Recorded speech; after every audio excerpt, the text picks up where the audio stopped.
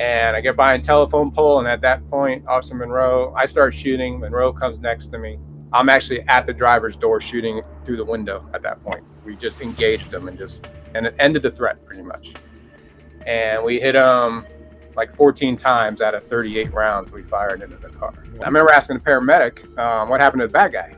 And he's like, he's dead. And I was like, holy cow, man, I just killed a guy. Because we don't get into it to do that, you know? Ooh, I still get emotional about it. Yeah. Because at that point, it was either him or us. He made his decision, you know, and I'm sorry that's the decision he made. But yeah, it does carry over. When I tell the story, I cry at different parts sometimes.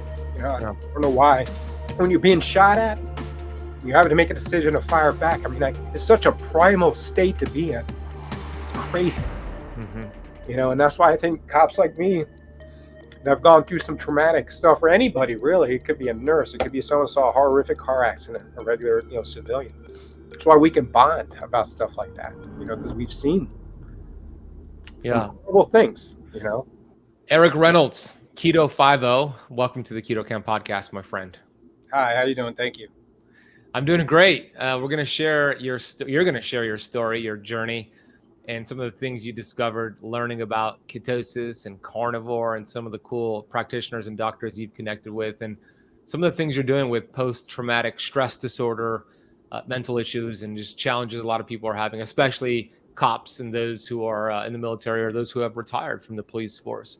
But I want to rewind to when you were a kid. I know that your mom was a Miami-Dade police officer. You're a South Floridian like myself.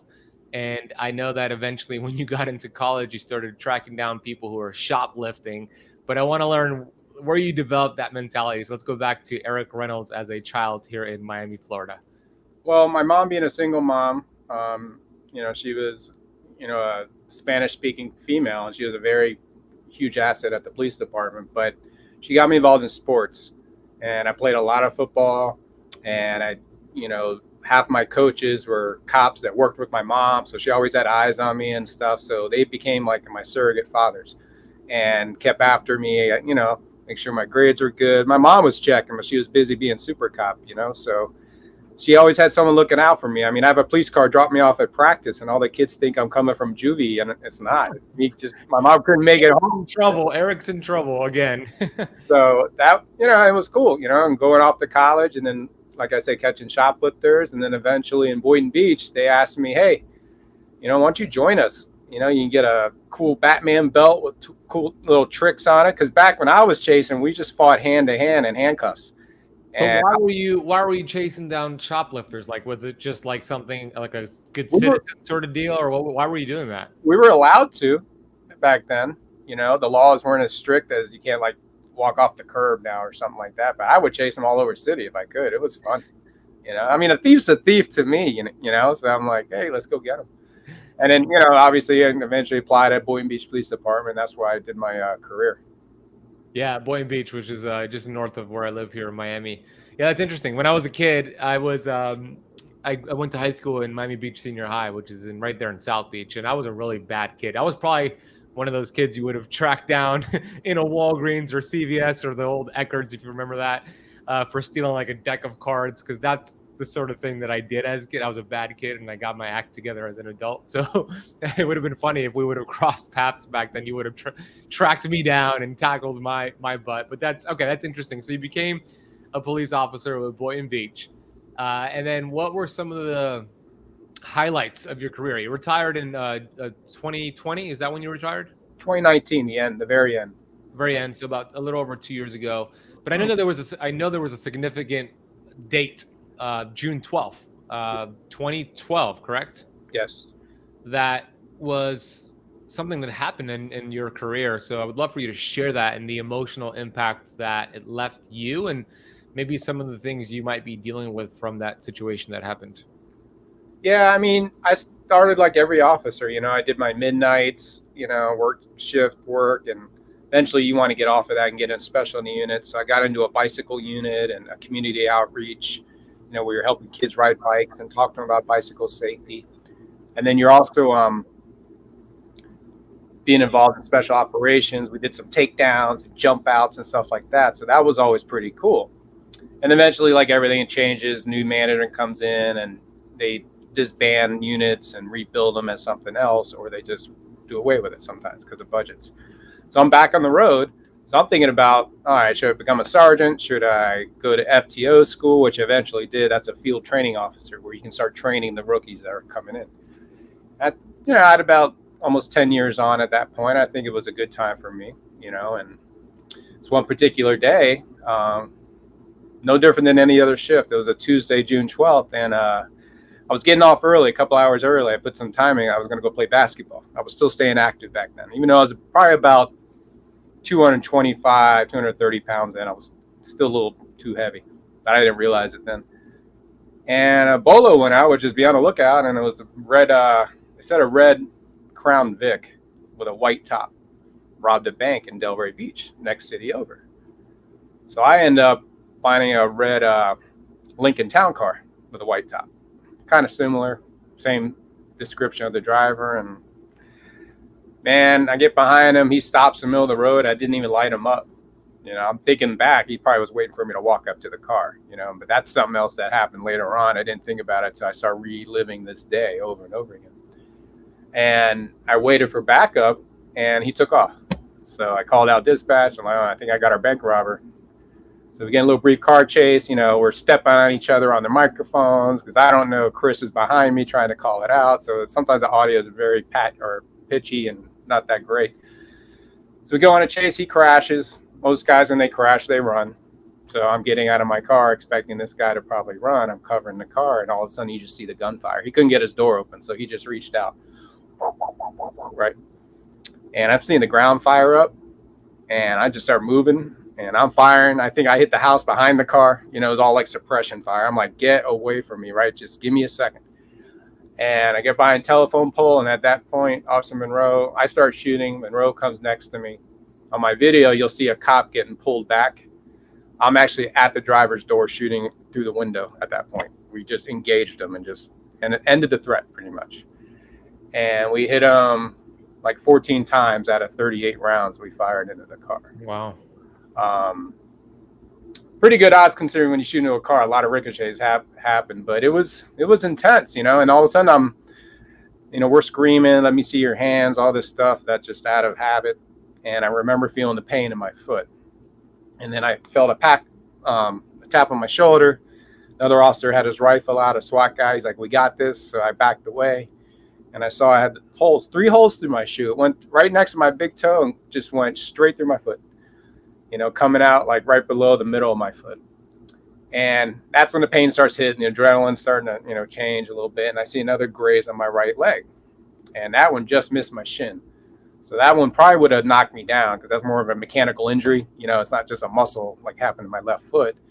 That would have been another thing if I collapsed because I couldn't walk. I mean, that would have been a whole nother, But that goes into my mind too. And, when I was talking about, some of my struggles with PTSD, how you replay all this stuff, So anyways, we end up putting an ambulance. They take me to the hospital. I call my wife, make sure, I'm all right, that she knows I'm okay. Call my mom.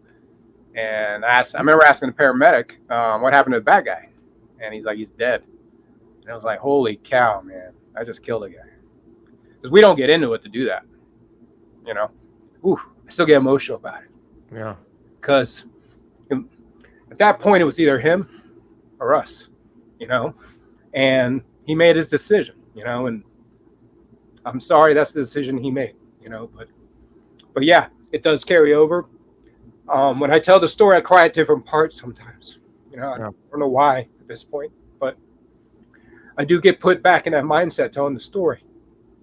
And when you're being shot at, you're having to make a decision to fire back. I mean, it's such a primal state to be in. It's crazy. Mm-hmm. And that's why I think cops like me that have gone through some traumatic stuff, or anybody really, it could be a nurse, it could be someone who saw a horrific car accident, a regular, civilian. That's why we can bond about stuff like that, because we've seen some horrible things, Yeah, and the reason. So looking back, Sorry about that. I was just whew. No, it's fine.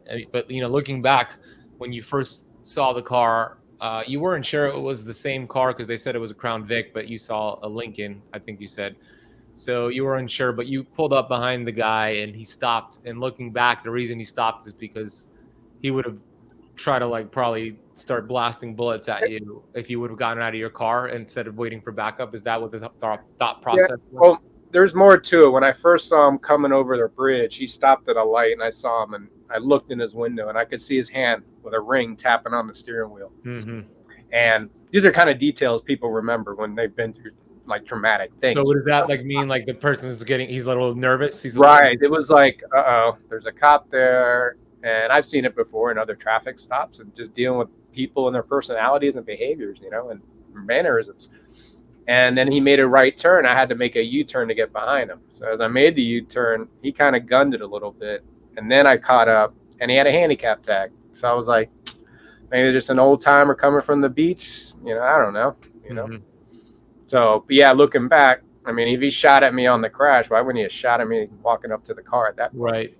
Yeah, and that decision you made to wait for backup was a very wise decision. Looking back, I hope, I have a tattoo. Slow is fast. There's a term we use when we're doing building searches: smooth is fast. Take your time.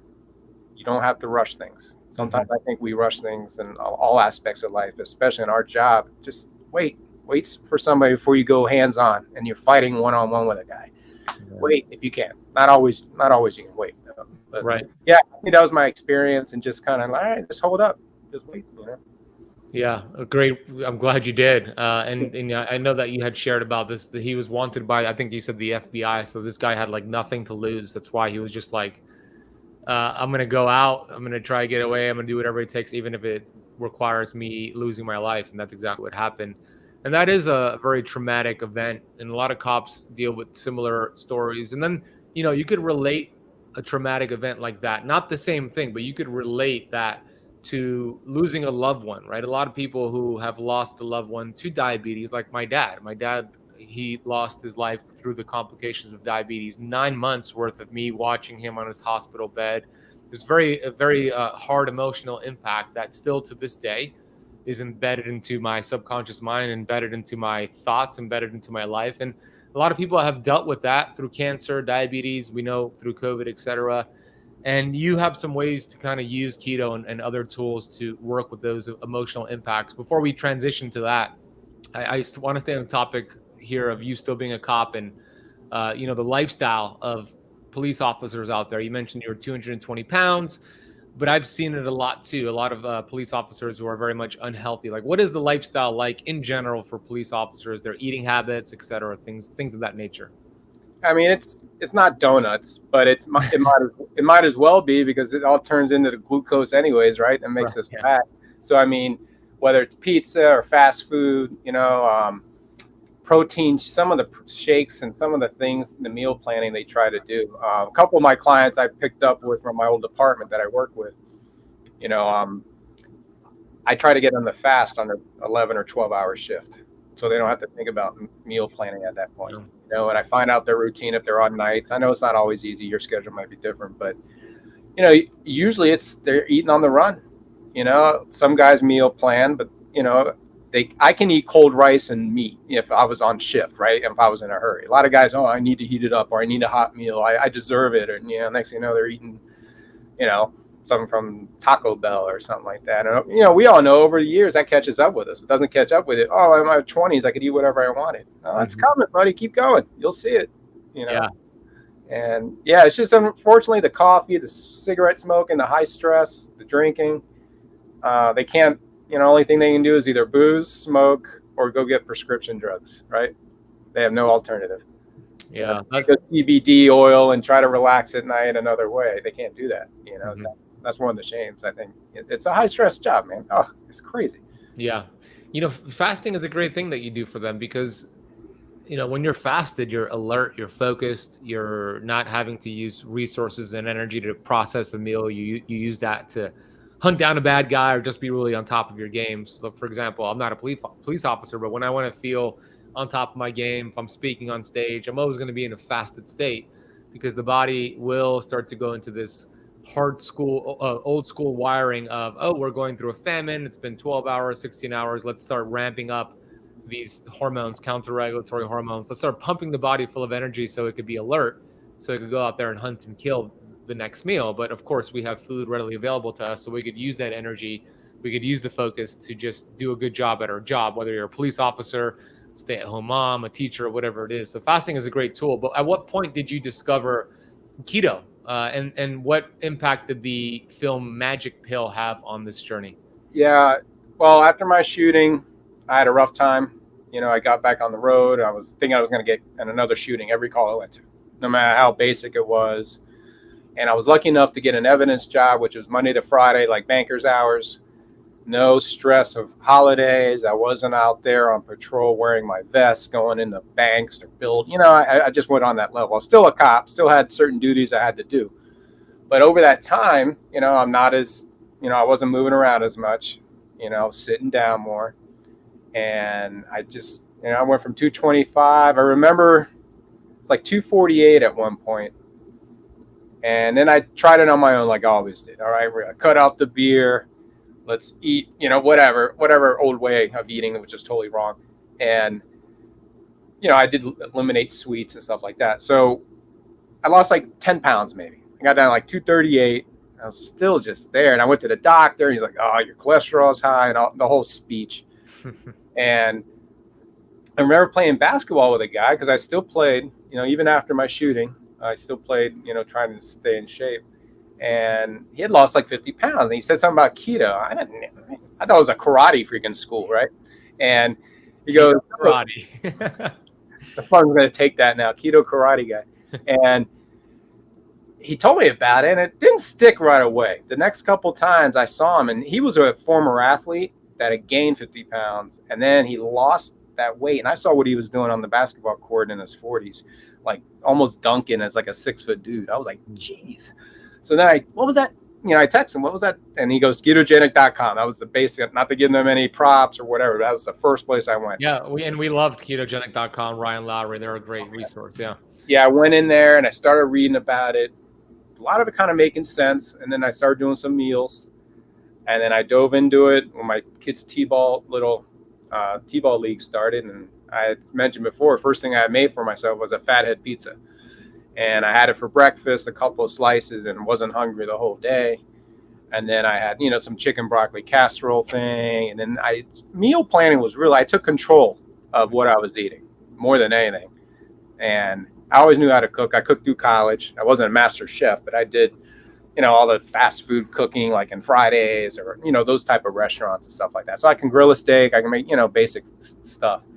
And meal prep. And within 2 weeks, I was down like, 8 pounds or something. I know that's a lot of water and all this stuff and flushing the system. But at that point, to me, I hadn't seen results like that fast. Feeling about my belt.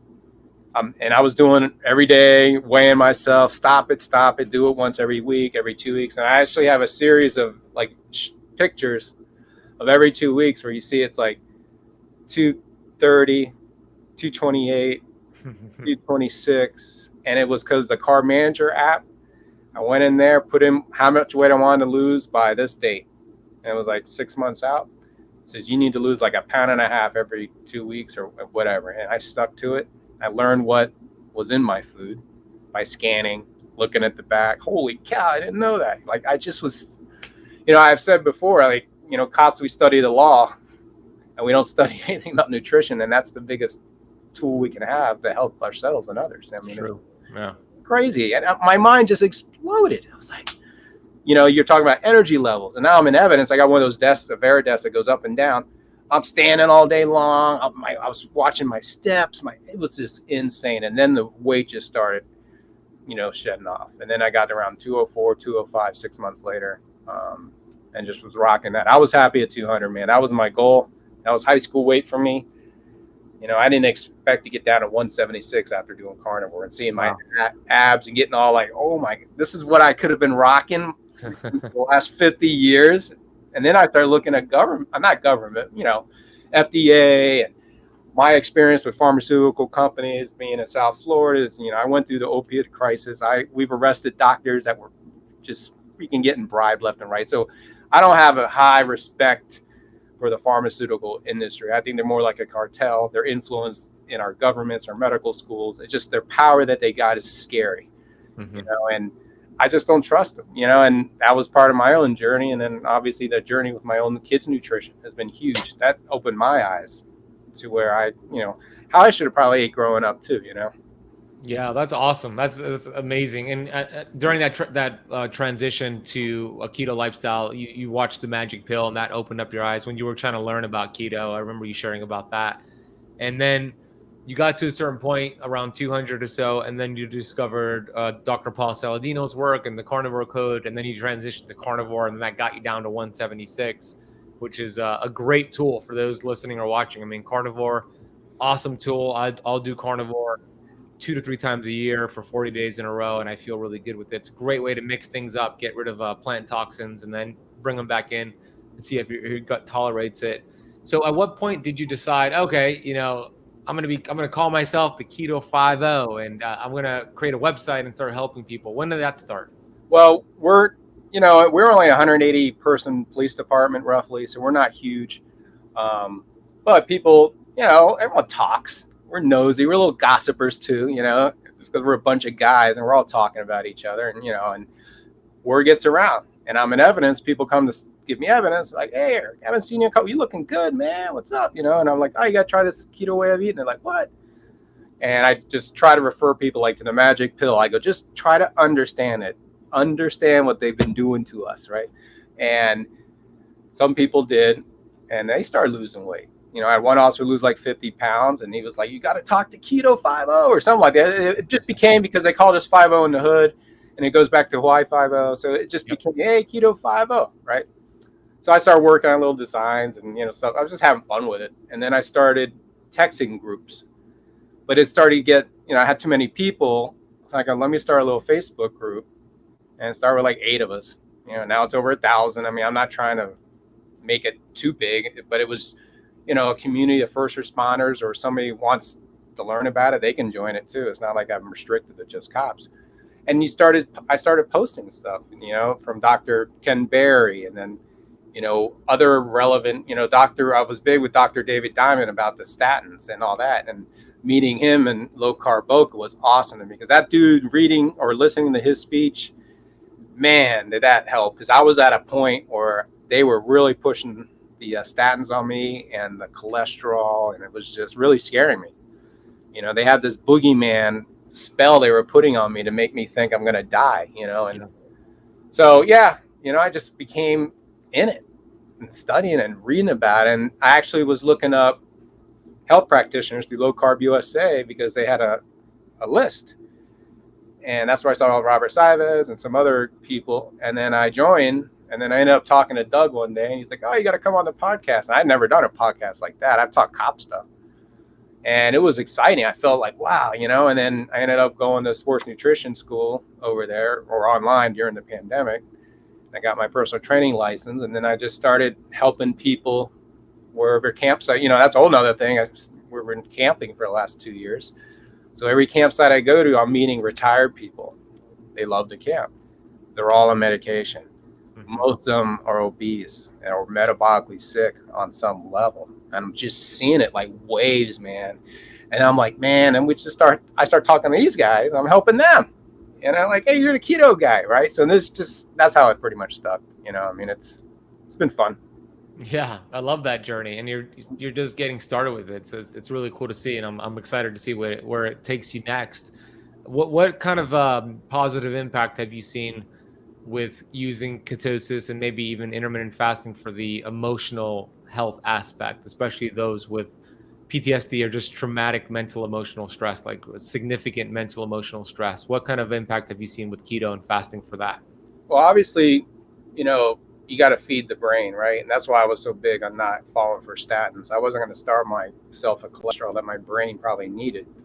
And when I started eating clean, and then I did seek help. I did have to go through workers' comp. I did have to fight with those lawyers and get the help I needed. It wasn't an easy path, and that helped a lot because I found the right therapist to really help me and understanding. He's like, you have to learn how to dance with this, because it's not going away. It has to deal with your central nervous system, and it's a lot of stuff outside your control, being in that state of hypervigilance all the time, I wasn't rolling around the ground every night like that, but the thoughts that were going through my head, I couldn't even tell my wife some of the stuff I was going through.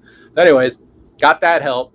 And then once I started losing weight, energy levels went out. I got clear, more clear-minded about things, feeling really good for the first time in a long time. I wasn't as sore. I wasn't as inflamed, of course. Now I understand that, but then I didn't, especially in the beginning. Yeah, my old knee injury's not hurt. Well, I lost 40 pounds. Of course it's not going to hurt. But a lot of other things, were just started to happen.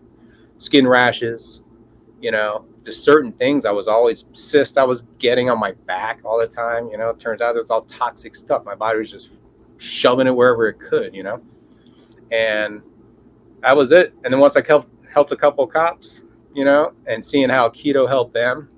I don't know if it's helping them with PTSD, but I know it did with me, man. It was just, it reduced inflammation in my whole body. I have to say, it probably did it to my brain on some weird level too. Just the calming effect of it. And retiring helped too. You get out of that stressful job, you change careers, you get a different focus. I was a parent late. My son was 5 months old when I was in my shooting. They're 10 and 6 now, my two boys. So now I'm there with them. I'm their dad. That's a whole game changer too. I think my poor mom, her whole career, she was working so much. We missed each other. So I turned in the hallways, like two passing ships. Yeah. And, you pay for that pension, but I'm able to enjoy it right now. And, I know most cops die before they get to really enjoy their pension. They die of heart attacks and develop diabetes and become, doctor patients for life. So, yeah, I know that really wasn't talking about the PTSD, but it just, I know what it did for me mentally and my focus. And I felt, like I was saying, I was feeling better and I was feeling confident. You lose weight, you feel good. Hey, you're happier, overall. That's right. Yeah, there's so many ways that keto and intermittent fasting and this ancestral sort of living lifestyle helps you deal with emotional stress. And a lot of people the last 2 years have been dealing with a lot of emotional stress. Maybe it's not PTSD as bad as that, but still there's an emotional impact when you are sick from COVID or losing somebody through whatever disease or losing your job or just maybe somebody's watching the news all day. Please don't watch the news all day and you're just living in stress and fear. What ketosis can do and intermittent fasting is a 1-2 punch because, of course, you're going to minimize those glucose and insulin spikes by increasing your fat and protein and decreasing your carbs, aka keto. And then with intermittent fasting, great for the gut, and the gut communicates with the brain and back and forth. So whatever happens in the gut happens in the brain, whatever happens in the brain happens in the gut. So fasting is a great way to reset the gut. And then like you said, the down regulation of inflammation, including neuroinflammation, is only going to help you focus and think better thoughts and just overcome a lot of those mental challenges. Now, that's not to say that's the only thing somebody might need to do. Like you saw a therapist, somebody might need to see a specialist, but the nutrition part and the lifestyle, meaning like the meal timing, intermittent fasting, those need to be implemented in whatever protocol your therapist or psychologist or whoever you're working with is teaching you. You got to implement the nutrition part because if you're a sugar burner eating carbohydrates every 2 to 3 hours, it's going to be very difficult to overcome those mental hurdles unless you dial that in. Would you agree with that, Eric? Yeah, I saw it with my kids too, because my wife's always eating pretty clean and she's fed my kids. We experimented in the beginning when she was first breastfeeding. We saw how her diet affected him. And yeah, absolutely. And she was a hard charger. She did 3 years. So we got a lot of practice to see, that doesn't work or this does work. And then as they were growing up, we didn't give them processed foods and sugars and stuff, like Halloween, all the candy they get to trade it for a little Lego set or something. No candy, get that shit out of here. Yeah, I love that. So we did different things. We show up with our own almond flour, like cupcake at a birthday party. And my friends would be like, aren't you embarrassed? I don't care. Would we feed your kid heroin or cocaine at a party because everyone else was?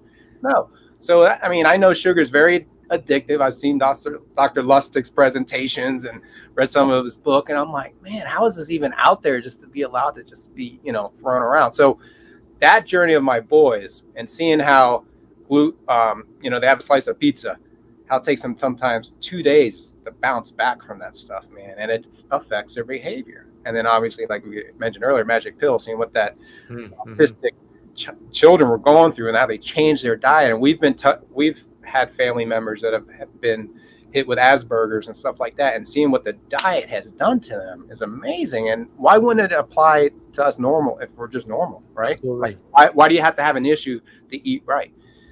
That's right. Yeah, exactly. And, you know, the autism, you know, Asperger's, autism spectrum, big part of that is diet, you know, of course, toxicity and other issues as well. But if you think about the projection, right, according to the CDC, if you want to believe the CDC, they are predicting that by the year 2032, which is just 10 years from this conversation, that 1 in 2 children will be born on the autism spectrum. Okay, that is their projection right now. 1 in 2 children. That doesn't just affect the children that are being born, but society. I mean, if you think about it, if 1 in 2 children are born on the autism spectrum, either you're autistic or you're having to help somebody who's autistic. And that's not to say an autistic person is not brilliant and can't function well, but it's just to say that there's something going on with the food supply. There's something going on with our environment, and that's not normal. Like if you go back 50 years ago, it was pretty rare to see this. And then it went into 1 out of 1,000 to 1 out of 200, and now it's 1 in 32, and then it's going to be 1 in 2 in 10 years, according to their projection. I mean, diet is a big part of that, and the magic pill showed that with that film, which is super impactful.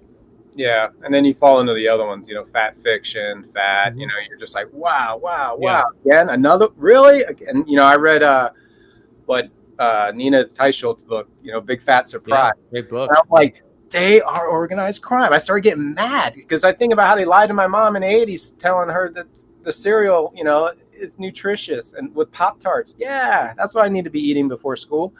Yeah. Like they're nodding off at 10 o'clock for that awesome school lunch that's coming. Yeah. Ooh, that's good. The vending machines. And yeah, I remember that when I was a kid. The stuff I ate for me to be able to heal shows how awesome and amazing the body is. Yeah. When you feed it correctly. It's crazy to me that I was able to heal like this. It's all through diet. I got a couple of friends that don't even work out and they're losing weight off his job. Man, I've lost 30 pounds and they're not even exercising. Absolutely. Cool. Yeah. And then when you pair it with exercise, even better, right? It takes it to another level. But yeah, I mean, it's a powerful tool. And, you know, there's nothing new about keto.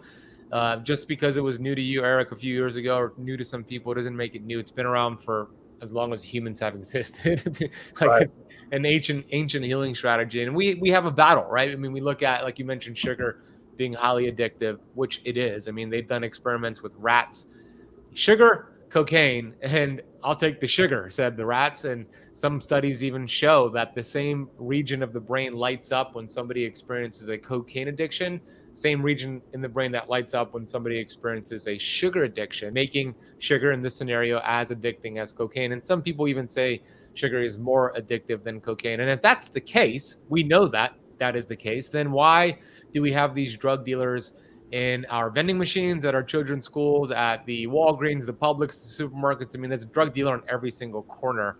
And the battle is that it's so socially acceptable that when you go to a party like Eric does with his almond flour cupcakes, he's the weird one, right?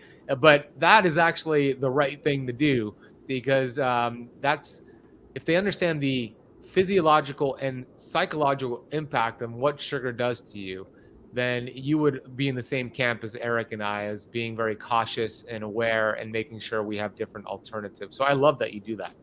Yeah, we do blueberries and strawberries. You know, we're not like, I call them, they're my keto kids, right? And they're heavy meat eaters. That's one of the reasons we do this travel trailer life, trying to go to different farms to help farmers out. And they're all grass-fed farms. And, you know, we're learning this life also because we figured out I can't take, the government's not going to take care of me the right way. You know, they've profited, and businesses have profited from us being sick for a long time. They don't want us to die right away. Then they'll outlaw it. But they'll keep us sick for a lifetime to profit from it. So that's correct. Yeah. A cured patient is a lost customer, right? So they, you know, unfortunately they're not incentivized to get somebody cured and reversing things like diabetes. I mean, type 2 diabetes is fairly easy to reverse, and keto and intermittent fasting are great ways to do that. But when you speak to your conventional doctor, oh, no, we can't you can't reverse that. I mean, we could help you manage it, and here are some drugs. I mean, that's a cash cow. It's a billion-dollar industry. You know, you mentioned your RV, coppers and campers. We're gonna brand your RV and call it the Keto Camper. 2 years ago, you decided to go on this adventure even before COVID hit, and then share a little bit more about the last 2 years traveling the U.S. in the RV. Some of the things what are the highlights of the last 2 years? Yeah, Keto Camp, Keto Campers. That sounds like we should have a Keto Camp at a Keto campground somewhere or something. No, what happened was when we retired, we decided to travel the country. We didn't know where home was going to be. For me to retire at 50 years old, I was able to retire on my 50th birthday. That was pretty cool. Like, see ya. You know, everyone's like, what are you going to do for a 50th birthday? I'm retiring. That's what I'm doing. That's right? A great gift. And that July, I'd found a brother through 23andMe that was a cop in Florida. And it became kind of a news story back then. He was a cop too. 2 hours away in Orlando. And you were a cop. You had no idea that you were brothers. 23andMe, genetic testing, and he was 2 hours away. Another police officer that you were related to. That's crazy. A year and a half older. My dad had knocked a girl up back in 1967, which was an interesting conversation to have with Dad. To say, Dad, where were you in 1967? You know, he's 72. You know, and remember, man, there was so much more that came out. Anyways, Dave's awesome. He's been RVing for 10 years. So when we started we did Fox and Friends in the morning. We auditioned for Amazing Race because they wanted the Cop Brothers or something. It was just a fun time. I was retiring. I just lost all that weight. Things were just moving in the right direction. And he'd already camped. And my wife was indoctrinating me with tiny houses, with stack storage containers on top of each other in the woods and see if we can live like that. And like this lady. And then it was treehouse shows. I'm like, all right, what do we got to do? So Dave convinced me to rent a camper, and we camped with him at a campsite. And it was pretty dope, man. I'm like, man, this is it. Just walk outside, the beach is there, or the woods, or you're sleeping in your same bed, the same toilet, same shower. Everything's right where it's supposed to be. You just change your front door scenery all the time. Mm-hmm. So we decided to do that, and we bought a camper, and then COVID hit. Everyone's kind of on lockdown for a little bit, but we never knew it. We were all over Tennessee, North Carolina, Georgia for the first wave in 2020, and then just figure out camping and tow in, and I was meeting a lot of people as I was studying. I was going through school at that point. And then 2021 hit, and we decided to see all 5 Great Lakes. So we started up in Niagara Falls, and we went all the way up to Marquette, Michigan, seeing Lake Superior. Wow. And our kids got to swim and touch and get rocks. And that's, we've been homeschooling for about 3 years anyways, before COVID. So everything was just organically happening. And we figured one day we'd find a place we want to settle down. We didn't know where that was going to be. And the way the world's going right now, I like our footprint being light. We don't like this neighborhood. Later, we just hook up the truck and pull it away, and we go to a new spot. But Cops and Campers started in Ithaca, New York. We ran into some people that weren't big supporters of law enforcement. So we decided to start this camping group and go to pro cop first responder campsites, rather pay them than these other people. And it's also going to be a retreat. I did a documentary back in 2018 when I was still heavy. It's called Cops and Cabins. It was a very therapeutic get-together of 8 cops from different agencies. And it was no barriers. Nobody was going to go tell your boss or tell your wife. And we just all got together and told stories. And it was so therapeutic for us that this idea was developed about, man, if we could just get cops together or firemen or whoever needs it, really, to get together and talk. We'll make a difference in suicides. We'll make a difference in, obviously guys are battling things from their careers. I'm meeting a lot of retired cops that they got great stories, horrible stories, some of them, and they need to talk about it. They need to share it. So they can get in these campfire circles, and then I can start telling them, hey man, I was 75 pounds heavy. You may want to look at what you're also feeding yourself. And then, maybe I could peek in and say, hey, try this way of eating. Maybe we can help you out. And maybe I can save a few guys here or there. And so we started this Cop and Campers group. We got a big event in Ithaca, New York, June 24th, 25th. We got live band. We got them bringing the SWAT trucks out, and all the kids are going to be able to just, support the cops. And it's sold out, I'm pretty sure. There wasn't many spots left. And it's, like I say, Friday, Saturday, and we hope to make it regional and bounce around all over the country and get us together and just. It's awesome. I'm hoping one cop meets another cop, man, and that's become buds, and that's what he needed. Something like that, you know. And it could be diet, it could be health, mental, all kinds of wellness. Just, you know, community, which is very important for health. You know, I love that. And you have a website, which is KetoFiveO.com. So KetoFiveO.com, where you have some, what are the things you offer on terms, let's say somebody listening right now or watching is a first responder or a police officer or just somebody who really resonates with your message. What are some things that you offer on your website for them? Well, they can hire me, of course. I'm not trying to sell. What I found in the first year, I did an internship kind of with myself. Took on people, tried to stay on top of them. And, you know, I knew without money in it or something for them to really value, it was becoming hard for me to keep people on board. So I finally said, all right, I'll start charging a little something. And they get all of me. I don't like having a bunch of clients. I like having one or two. You got me. If I'm in your town, I'll come to your house and raid your pantry just like a magic pill. You know, I want to do that to my mom's, but I can't. You know, she's a cop. She's still badass, so I can't go nosing around her cabinets. Right? Probably be a revolver in there. But so, yeah. And I talk. They get me all week. I can do video calls. I can teach them how to work out, like do resistance training that I learned through Dr. Ben, and that's been great working a camping life. Or doing this life, only working out 2 to 3, times a week, and everything else is stretching and cardio. I mean, what that's done for me, my flexibility, it's crazy. I just try to get them moving, stretching, and reading, because they got to know what they're putting in their own bodies. And my goal is that I have you 1 month, maybe 2, depending on how much you need, but then I set you free. You're good. You're going to figure it out. You have to understand how to do this. I'm not going to be there when you drive by McDonald's. Understand. They've tested that food on rats to make it irresistible. That's why you're craving it. Don't be a rat. Don't be a rat. Good advice. Right? No, it's crazy. It's like, I don't want to be an experimentation for these people. And you'll see the health. And I just try to push them. I'll guide them. I love coaching people. And that's pretty much what I offer. But I can do a lot of versatile things. I can talk to them deep if they got some PTSD stuff. Yeah. Not a therapist like that, but I can talk to people all day long. Yeah, no, I'm sure somebody listening, I'm sure multiple people will reach out to you regarding that. I got one guy real quick, Ben. I'm sorry. He reached out. And he's 47. He's got his AC or his A1C was 6.8. I go, you're a diabetic, dude. And he just can't believe it. He's on. No way. No way. I go, dude, you're one of those ones they're always talking about how you don't know it. Mm-hmm. Yeah, and you just got to find the right practitioners. There's tons of us out there. You don't have to go to your doctor down the block. You can see on a video call. You can see somebody that follows your line of thinking, And I don't think enough people know that. They feel loyal to their doctors like a priest for some reason.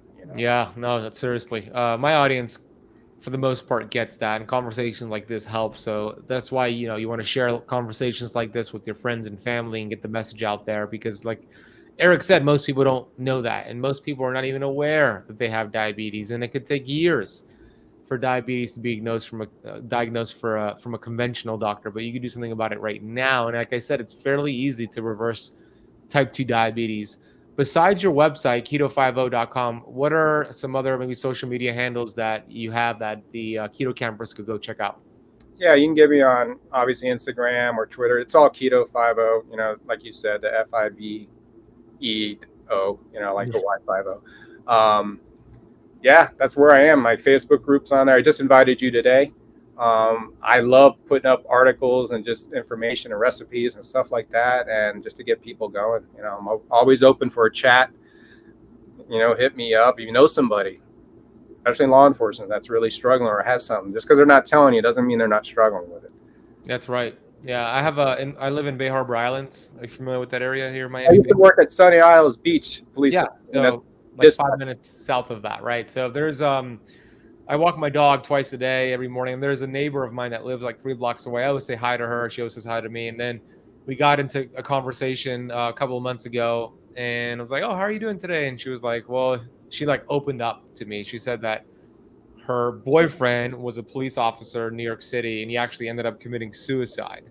And she had no idea how bad it was. She was devastated, but it just goes to show you, to your point, that's happening a lot, especially in the law enforcement, first responders. So It makes me think if her boyfriend had somebody like Eric or a community or somebody to talk to and open up, would that have saved his life? Maybe, possibly. So I hope you would listen to this conversation, maybe again for those listening and watching, and then share it with somebody. Go check out Eric's work. We'll put all of his social media handles down below. We'll put his website down below.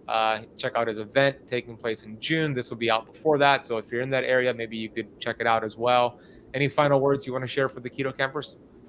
Just stick with it, man. It's not a diet. It's a way of life, man. I mean, it's been awesome, and I like to think that this way of eating just put probably another 10 years of good years on my life rather than, we've seen how life has been ending for most of our elderly nowadays. But keep with it, man. It works. Amen, brother. Well, I acknowledge you, Eric. Thank you for sharing today. I appreciate you sharing your journey and all that you've gone through. It's really cool to see what you've taken from what you've learned and experienced, and now you're applying it and helping a lot of people, and you're just getting started. Can't wait to see where you're at a year from now, 2 years from now, 5, 10 years from now. You're going to impact a lot of lives, and maybe I'll have you on my podcast one day. Maybe you'll have me on the KetoFiveO podcast. Great name for a podcast, right? And I'm sure we'll run into each other in person at a conference, somewhere keto conference. So yeah, I gotta give you one of my coins, man. I gotta get one of your coins, brother. Earn the coin. All right, brother. Thank you.